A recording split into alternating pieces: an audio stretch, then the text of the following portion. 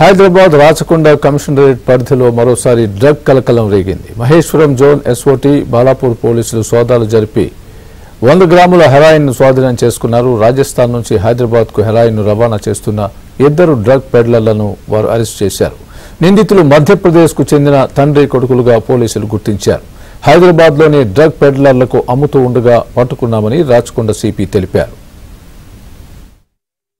Task force officials చేసినటువంటి ఈ important ఆపరేషన్లో ఒక interstate criminal gang involve father and son ఇద్దరు ఉన్నటువంటి గ్యాంగ్ను అరెస్ట్ చేయడం జరిగింది.